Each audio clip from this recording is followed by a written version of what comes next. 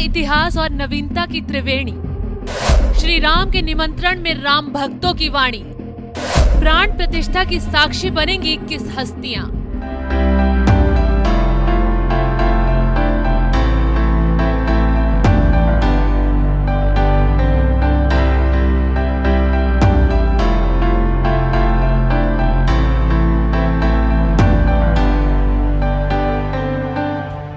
लंबे संघर्ष के बाद 22 जनवरी को ऐतिहासिक दिन आ रहा है। राम में हुई अयोध्या जगमगा रही है। वही खास दिन है जब पीएम मोदी की यजमानी में रामलला की प्राण प्रतिष्ठा होगी। हर वो शख्स इस खास दिन का गवाह बनेगा जिसकी ऐतिहासिक गवाही ने राम भक्तों को जीत दिलाई।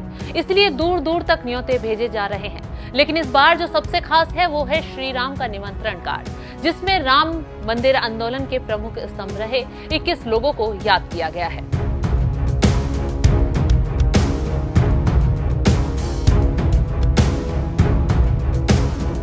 राम मंदिर जितना अब दिव्य और भव्य बन रहा है, उतनी ही श्री राम का निमंत्रण कार्ड चमक रहा है।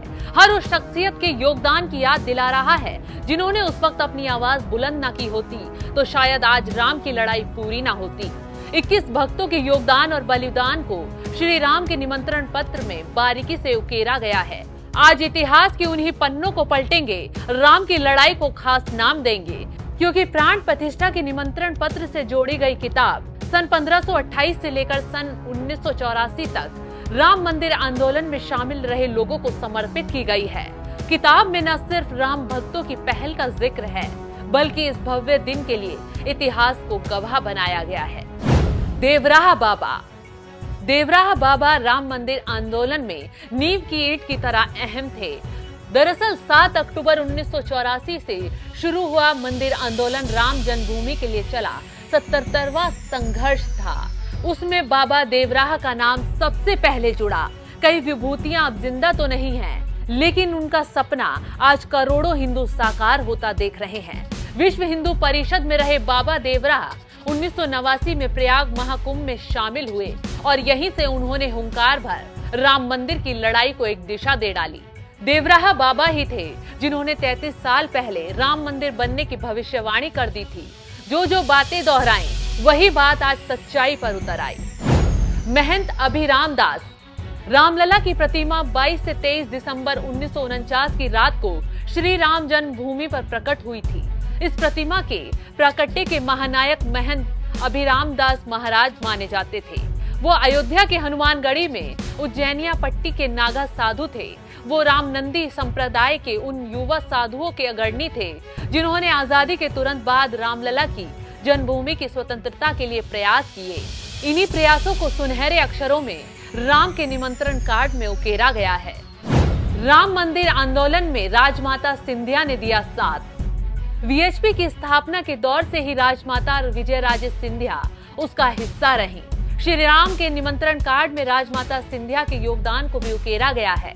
कहा जाता है राजमाता सिंधिया राम मंदिर आंदोलन में खूब सक्रिय रही, हर फैसले का बढ़ चढ़कर हिसाब किया।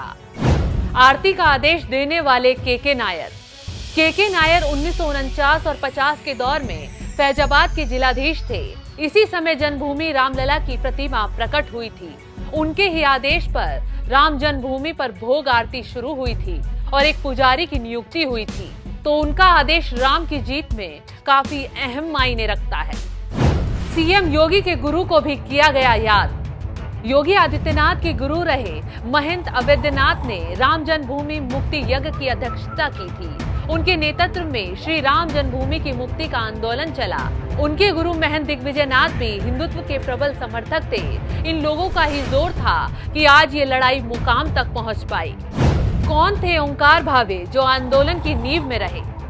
आरएसएस के प्रचारक रहे और फिर बाद में वीएचपी का हिस्सा बने ओंकार भावे को भी याद किया गया है। वो श्री राम जन्मभूमि यज्ञ समिति के अध्यक्ष भी थे। उन्हें पर्दे के पीछे रहकर आंदोलन के लिए बड़े काम करने वाले लोगों में शुमार किया जाता है। जितना राम मंदिर दिव्य और भव्य बन रहा है, उतना ही श्री राम का निमंत्रण पत्र खास है। इसमें परंपरा, इतिहास और नवीनता की त्रिवेणी है। राम मंदिर के आंदोलनकारियों के संघर्ष की कहानी है। इस खास मौके का हर कोई साक्षी बनने के लिए तैयार है। बस 22 जनवरी का इंतजार है। रामलला भी आएंगे, राम भक्तों के सपने भी साकार हो जाएंगे। इस ऐतिहासिक दिन का साक्षी खास हो या आम, हर शख्स बनने को तैयार है। इस खबर पर क्या है आपकी राय, कमेंट कर जरूर बताएं।